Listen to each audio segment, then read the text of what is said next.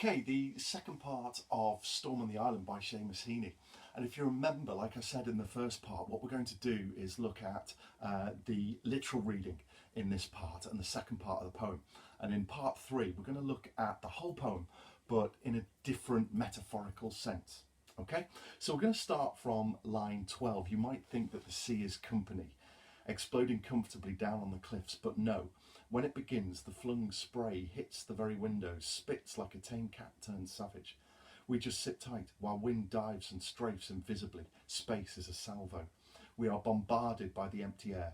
Strange, it is a huge nothing that we fear. Now, of all of the poems, this part of the poem is so full of things that you can write about. And on a literal and metaphorical level too. So there's so much that we can say. I've filled the part of the board that I'm writing on here. Let's have a look at, you might think that the sea is company. You'll remember from part 1 we were talking about how the trees might provide company, but there are no trees. So there's no trees, but the sea is company. And most of the time, what's the sea like? Well, it's very pleasant to look at. It's calm. Even when it gets a little bit stormy, it's a little bit choppy. But what Heaney's saying is that the sea isn't always calm. You might think that the sea is company, exploding comfortably down on the cliffs, exploding comfortably. Loads of oxymorons here. And this is another oxymoron, exploding comfortably. How can something explode but comfortably? So we've got to think about where the sea is. So the sea is, we are told, down on the cliffs. So presumably the community is higher up and the sea much lower down on the cliffs. So why is it exploding?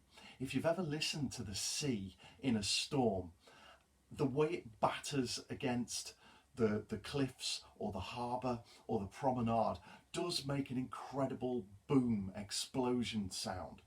So actually that exploding is that manifestation of the sound, the waves hitting the cliffs, so it sounds like an explosion. Notice that it's in the continuous tense, exploding comfortably. So it's constant, it's one wave, bang, another wave, bang. That constant explosion of the waves onto the rocks. Why is it comfortably? Why the adverb? Why the oxymoron there, exploding comfortably? Well, remember that the sea is way down below on the cliffs. So all that the sea is doing is exploding down below, well away from the community. So it's not really affecting them. It can be as stormy as it likes, but it's not going to bother them. That sound really isn't going to bother them, except it's juxtaposed with the next part. But no. So we've had that reassuring tone all the way through from the very beginning statement, we are prepared. And now it starts to turn a little bit more sinister. So what seems like it's exploding comfortably, all of those sounds of the explosions of the waves onto the rocks sound like they're far away, and they are. But no, Heaney is warning us now, warning the community. When it begins, the flung spray hits the very windows, spits like a tame cat turned savage. Look at this simile here, spits like a tame cat turned savage. So what we've got is the sea described as an animal. It's zoomorphism. I'm not a big fan of these terms, but if you wanted to use it, zoomorphism is where an object is turned into an animal, a bit like a personification. But don't worry if you don't get that, not a problem, because all it is comparing the sea to a pet, a tame cat. So most of the time it's a tame cat, but in the storm it becomes savage and it spits. So if you imagine the waves hitting the rocks and the water shoots up and over onto the windows of the houses. So it is a reminder that the sea can be dangerous. So although initially we think, well, it's exploding comfortably, it's miles away, Heaney's warning us, but no, look at that phrase at the start of line 14, but no, it spits like a tame cat turned savage.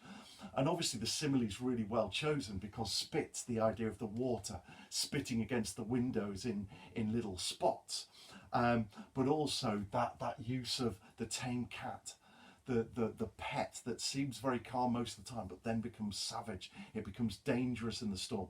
So it's a hint that although they're ready for the storm, although they are comfortable with the storm, it can be dangerous. It's not totally reassuring. They have to be wary about the storm. And then we've got a whole host of military sort of images. The tone of the poem starts to become more sinister, more dangerous at this point. And we've got a use of military imagery. We just sit tight while wind dives and strafes invisibly. Space is a salvo. We are bombarded by the empty air. So those three there. Let's take these two words, strafes and salvo.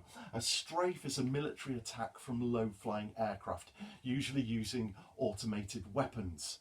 And so it's suggesting the wind flying at low level, at the house level, causing trouble. So the wind whips and darts and hits our homes. And that's what Heaney's saying. So it strafes invisibly. So we don't see the wind, but it hits us with that low-flying gale, that low-flying storm. We just sit tight. So in contrast, whilst the wind does all of this military-style action, it's almost personifying the wind, isn't it? As a military force, in a way very similar to the ranks upon shivering ranks of grey that Wilfred Owen uses in Exposure. So it's use of the weather in a military personification.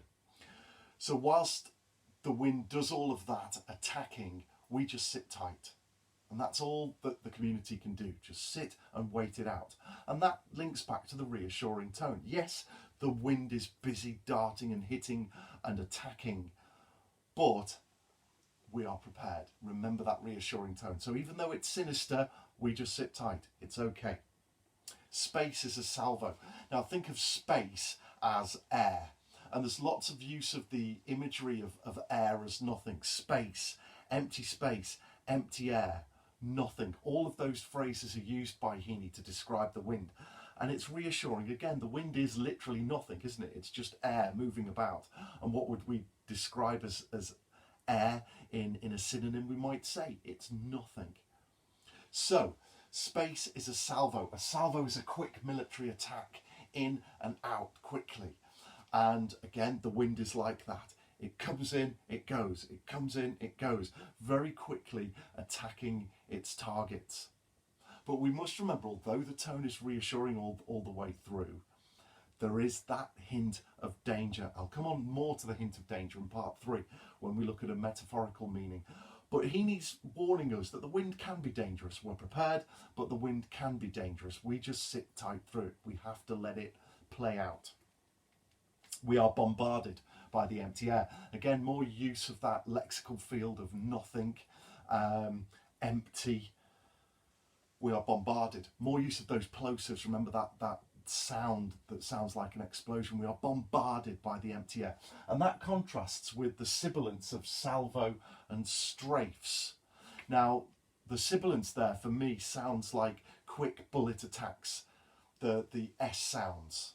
And again, very much linked to Exposure, Wilfred Owen's use of the sibilance to reflect the stream of bullets that come through the air. So just like that, salvo and strafes, the idea of quick military attack, but also that S sound is a little bit reminiscent of the wind, as whistling through the air, whistling through the houses perhaps. So it really reflects that idea, those sibilant sounds, salvo, strafes, but also the plosive sound of bombarded. We are bombarded by the empty air. But we're left with one of those great conclusions in the anthology. Strange, it is a huge nothing that we fear. And that's our key quote for today. All of these are really good. Like I said before, this part of the poem is full of imagery that you can really dig deep with. But we're going to finish with, it is a huge nothing that we fear. It's how Heaney finishes off the poem, and he concludes again in a reassuring tone. Just like he started with, we are prepared. we go through the sense of danger, and that sense of danger is there. The wind can cause damage. But Heaney is reassuring us again at the end. Strange. It is a huge nothing that we fear. So, first of all, strange. He finds it odd that people do fear the weather, and he's reassuring again. We ought not to fear. There's nothing to worry about. It's strange that we worry about this, because he's used all of those words from the lexical fear of nothing. A huge nothing, empty air, invisibly. Okay? All of those phrases suggest that the wind is nothing. It's not even existent in a sense, because it's air. So that's the reassurance from that opening word, strange. It is a huge nothing that we fear. Notice huge nothing, the oxymoron. Huge and nothing are opposite words. And the reason he uses the oxymoron is to describe the wind as almost endless, because air is almost endless, isn't it? But actually, as much as it's endless, as much as it's powerful, really, it's just air. It's nothing. So it's that sense that we build it up to be something more than it actually is. We build it up to be huge, but in reality, it's nothing. So the wind is not something that we should be fearing. And notice again the present tense at the end, a huge nothing that we fear. Heaney's remarking that the fear is ongoing of the community, it's continuous.